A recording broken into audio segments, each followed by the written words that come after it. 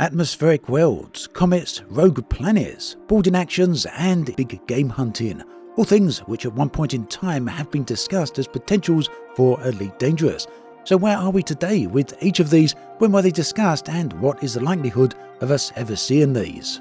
Now each of these represent what I personally like to call abandoned tech. Features that were mentioned by Frontier but remain incomplete or partially implemented or even fully unrealized as of today's date. And to be perfectly clear, this isn't a criticism of Elite Dangerous in any way. Over the past few months, over the past couple of years, Frontier have made tremendous progress with the game. We've got some really nice growth in the player base again, and we've got some nice additions, along with a roadmap of what to expect throughout 2025. So, not a criticism, despite every time I put a video out like this, there's going to be a few people who will criticize me for doing it. But you know what, whatever, if all you can see is criticism when the opinion doesn't 100% align with you, I think that is more of a you problem than a me problem.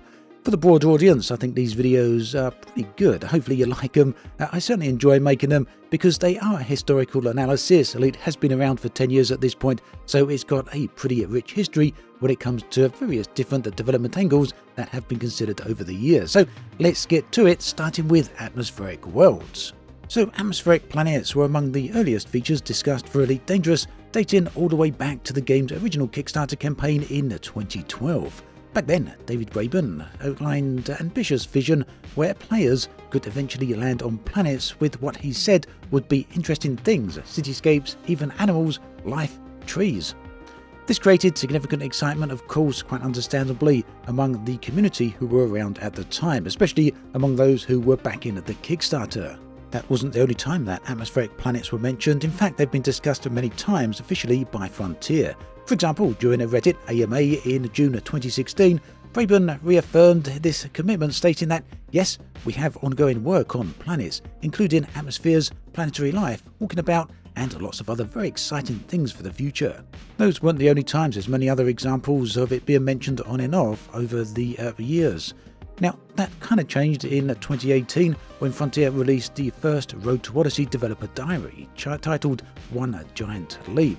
In this video, they gave an overview of what to expect from Odyssey. Very early days at that point, it was all very brand new. One thing was clear, the game was going to include some type of atmospheric world that was pretty much present from the visuals, the screenshots that we saw at the time. Obviously, not full atmospheric worlds here, there wasn't big heavy clouds. There was some pretty impressive colourful skies. You can see some of that footage on the screen right here. Now, the Odyssey expansion eventually arrived in May 19th, 2021, and finally delivered the first iteration of these light atmospheric planets, but with some significant limitations. Instead of the rich environments originally envisioned back during the earlier days, players instead could only land on planets with thin atmospheres, around 0.01 atmosphere. And this meant that the planets you could access featured primarily rocky and icy terrain. We're now coming up for nearly 4 years since the release of Odyssey. Really hard to believe, especially considering the impact that update had on the game, and no word yet as to whether we get any more big scale expansions like this, although I think with the way Frontier are going now with Trailblazers update recently and colonization, it seems they're taking a slightly different approach, and personally I do prefer the approach they're taking now. But anyway, as for atmospheric worlds, as of March 2025, atmospheric world implementation remains somewhat limited to the planets we have already, with no news as to whether there be further atmospheric planets such as Earth-like worlds with thick atmospheres, forests, oceans, or even cities. All of this remains entirely unknown. Community discussions, though, on forums and Reddit certainly reflect a mixture of hope and excitement for atmospheric planets. Is something that's long been awaited and long been desired. So hopefully at some point in the future we do get this. And again, as a very last reference here is David Braben in one of the very first Kickstarter videos back in 2012 highlighting some clouds. Obviously these would have been from atmospheric planets. And moving on, we come to comets. And comets actually represent one of the most curious cases of abandoned technology in Elite Dangerous. According to Michael Brooks, game director, in 2015, comets did exist in the game. And eventually, players figured out that Stellar Forge, the system responsible for generating Elite's galaxy, did indeed have data points for comets. It's just a case that no graphics were ever given to them. And we can see, the discovery came when players found they could actually locate and drop into a comet's sphere of influence, which is approximately 50 kilometers in radius. And this is found in normal space. So yes, the existence of data points for comets in Elite Dangerous has been confirmed in the past. They do exist, apparently, at data level in the Stellar Forge, the game's procedural galaxy generation system. But unfortunately, comets lack any visual representation, which means, you can't actually see them. They're there, but we can't locate them, not in a physical sense, not visually. Now, I think comets have real potential for Elite Dangerous because they obviously offer up a lot of gameplay possibilities.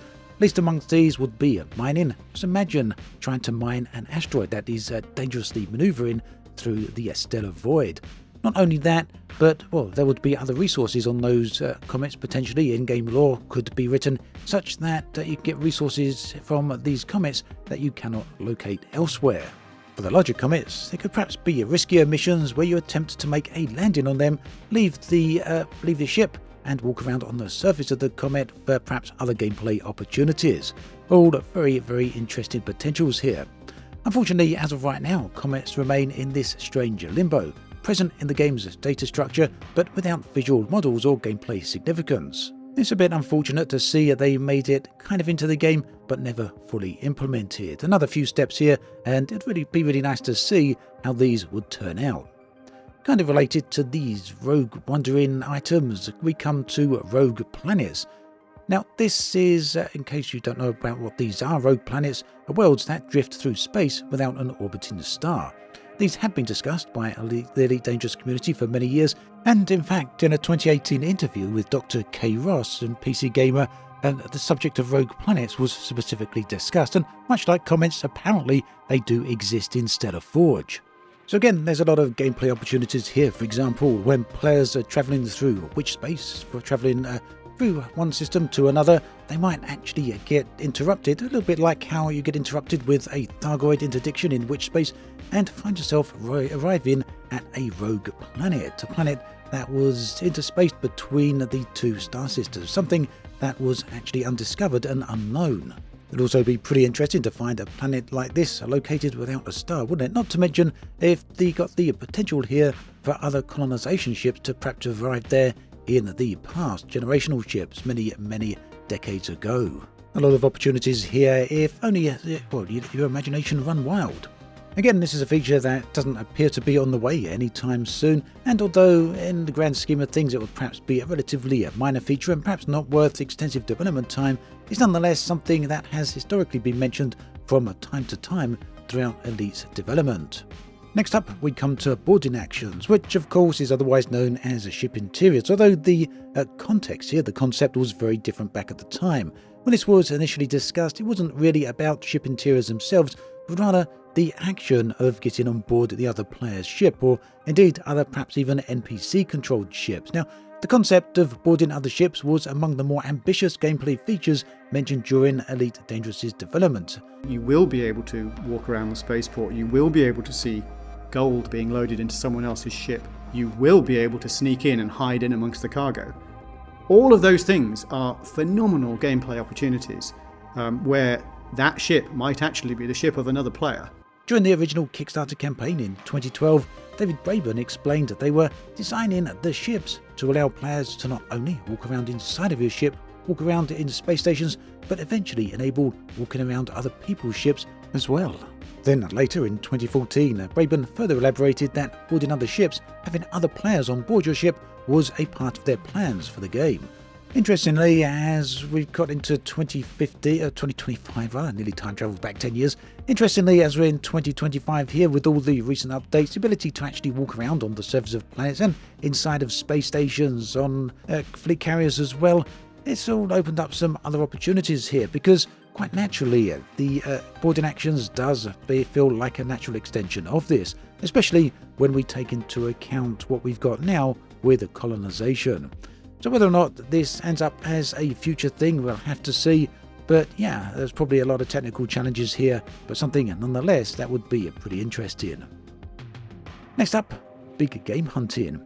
Now this all come about around about the same time that No Man's Sky was in development. We all know how that turned out when it comes to No Man's Sky's release, but comparing No Man's Sky today of No Man's Sky back in 2016, they're both very, very different products. At any rate, the concept of hunting wildlife on planets in Elite Dangerous traces back to David Braben's original vision for atmospheric planets. In a 2014 interview with Rock Paper Shotgun, Braben explicitly referenced the big game hunting as a part of a future planetary gameplay. He said, walking around, ultimately landing on the surfaces of planets, all of these things, whether it's talking to people or big game hunting, will come. So yeah, pretty clear statement there as to their future intentions. And of course, things change. As I said at the start of the video, none of this is criticism of where we are now. It's just really a historical recounting of where things once stood and where we are today. It's not the only time that big game hunting was mentioned. This was further reinforced in 2015 when David Braben, in a Games Radar interview, said, "I've said that in the future, via paid updates, that there will be lots of things coming.